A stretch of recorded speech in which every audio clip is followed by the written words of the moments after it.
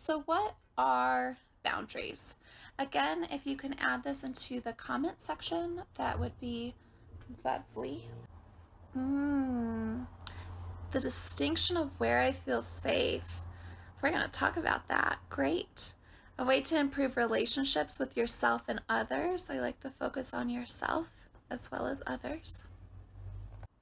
So for me, I like to define boundaries in two parts. First is that they're personal guidelines that help you be something positive. So here on the slide, I have a smiley face. I want to take this segment and divide it up into three. So the first part is this personal aspect, which someone else already mentioned, and that our boundaries are something that are self-imposed and created through self-reflection. I cannot make boundaries for you, and you cannot make boundaries for me. Boundaries are my own. The second is thinking about guidelines, and that guidelines can be things like values or limits that we have. There's also ways that boundaries can be informed by our past or informed by trauma. And so recognizing that there are ways that we choose to take care of ourselves because of how I was successfully taken care of in the past or not taken care of successfully in the past. And using those to make these guidelines is really important. It's also important to remember that boundaries, again, these like limits, the values we have, that all of this can be very, very flexible, and it can also be very static. So there are times when we may have a boundary that when new information comes to light, or when a different person is asking, or after we've had a night's rest to think about it, that our boundary is flexible and it changes. There are other times when boundaries are like pretty set in stone and pretty significant. Both of those types, ones that are flexible and ones that are static, both of those are different types of boundaries and need to be respected in the same way. The second part of the definition that I use is that it describes the response when limits are exceeded. And so this really focuses on how my behavior will change or what I will or will not engage in. If we were to use the example of barriers, if we go back and think about my personal choice, my personal guidelines that help me be happy or healthy or feel safe, feel at peace or worry-free, I may self-impose the limit of I want to use barriers when I have sex to make me feel safe and healthy.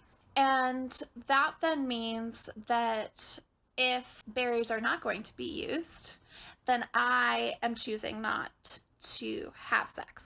I cannot go up to a partner and say, like, partner, you must use a dental dam or you must use a condom.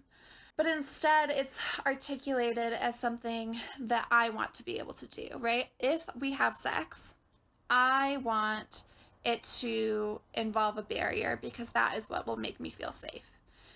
If we choose not to use a barrier, I choose not to have sex, and therefore we could make out, or we could do some heavy petting, or we could do some mutual masturbation. Like, there are other options that we can do to show that we are into each other and enjoying our time together that lets me keep my boundary and lets the other person also make a choice about what they want to do with their own body. Because the thing is that your lover or whoever you're in relationship with, in this example, someone you're intimate with, they're their own person. And boundaries need to be able to respect you as your own person just as much as they need to respect others as their own person. And so one of the key ways that you can tell if a boundary is truly a boundary is that either outcome, in this example, like either having sex with a barrier or not having sex, but having that boundary respected, is going to be a positive experience. It's going to be beneficial to the relationship. It might not be like the most fun or most orgasmic experience in your life, but boundaries give us the opportunity to have positive outcomes for ourselves and for our partners and other people we're in relationships with. And that when we use the language of boundaries to coerce other people, we can tell that it's not a true boundary because it doesn't lead to positive outcomes. It leads to people kind of agreeing to stuff that like doesn't feel great or feeling like they had no other option. And so this gets us to this key element that boundaries are not rules. I can set up expectations and limits and guidelines for myself, but that I cannot prescribe them to you. And that if in a relationship, I think the term rule is sometimes used in relationships, like, oh, we have a rule that we don't flirt with other people. That is fine when it is created through like us talking about each of our boundaries and then creating a practice. But me telling you what to do as a rule is not what a healthy boundary is.